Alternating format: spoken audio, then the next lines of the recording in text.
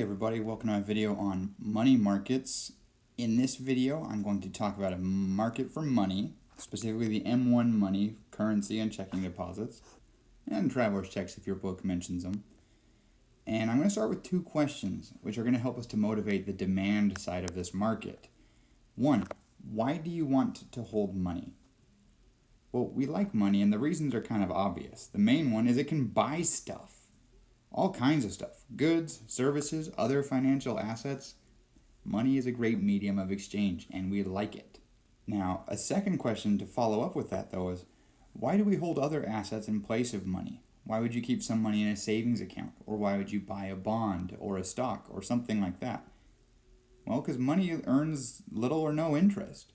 And these other assets can earn interest, which means that there is actually a direct cost of holding money.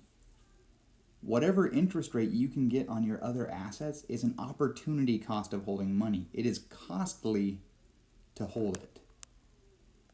So what's the result of combining points 1 and 2 here?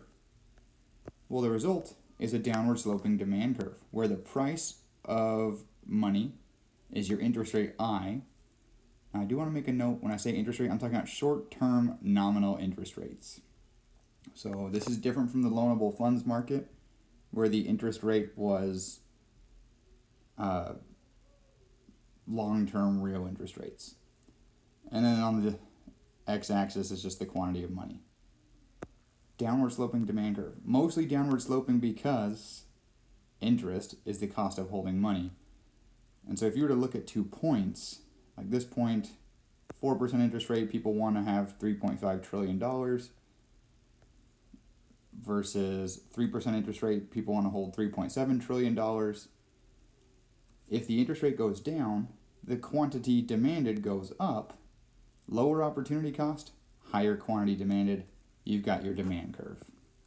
Now, let's talk about a few things that can shift it, and then we'll be done with this half the market. I'm going to emphasize 3 things. You might be able to think of others, or your book might have others. But here are 3 important variables besides the interest rate. So here's our money demand curve, and I'm going to fill out a table here with real GDP, price level, and technology.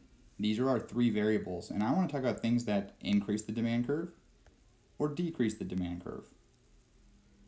Well, to increase the money demand curve, we either want more production, more real GDP, because people have higher income and want to spend more money on more stuff. We also would want to increase money demand. You could have a higher price level. We have to spend more money in order to maintain our standard of living. And technology, I'm putting a down arrow.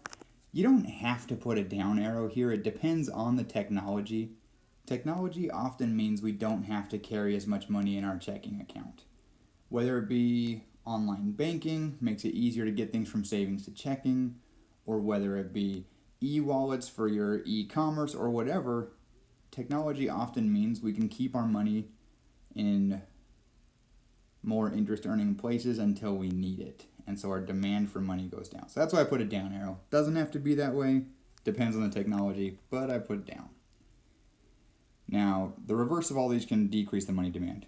Less GDP, lower prices, I guess worse technology.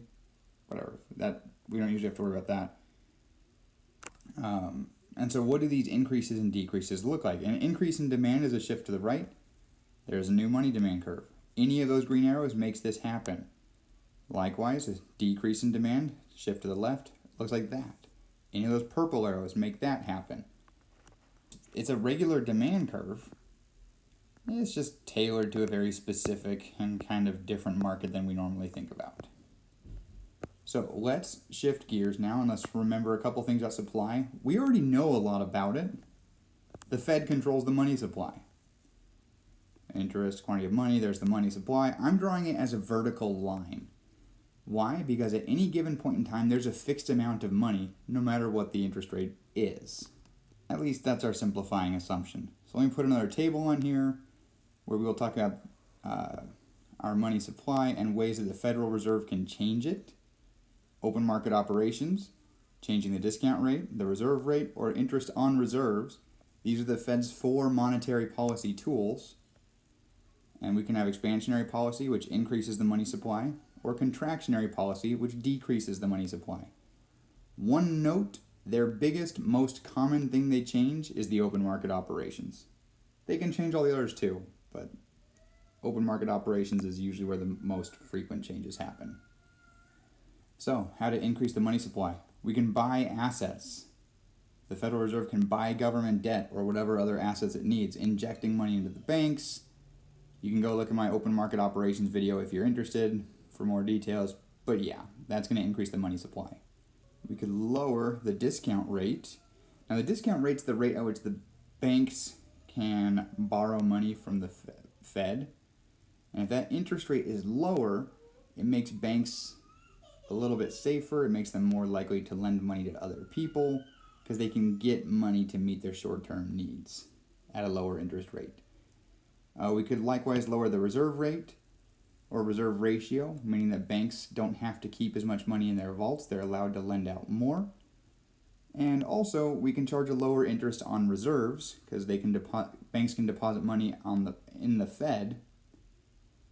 And if there's lower interest on reserves, then there's less reason for banks to keep reserves, and so they're more likely to lend out their reserves. Any of these things will increase the money supply. Flip them all upside down, and you get contractionary policy. Sell assets, raise the discount rate, raise the reserve ratio, increase interest on reserves. Those things will all decrease the money supply. What do these two things look like? Well, to increase the money supply is to shift it to the right. To decrease the money supply is to shift it to the left. Voila, there you go. Now, let's just talk a little bit about the way our equilibrium works. Market forces still happen. If there's a surplus, the interest rate falls. If there's a shortage, the interest rate rises. I star is our equilibrium. There it is. Now, what happens if the Fed decides to do some expansionary policy? Well, then the money supply goes up. When the money supply goes up, it shifts to the right, which lowers the equilibrium interest rate. Interest rate goes down. And that will have spillover effects all the way over to aggregate demand, because that interest rate going down will affect consumption and investment. But this is where that monetary policy actually makes the difference. Another example, here's the same market in equilibrium again. This time let's do some contractionary policy, whether it be selling bonds or whatever. Money supply goes down, interest rate goes up. And that will lower consumption and investment, and therefore lower aggregate demand.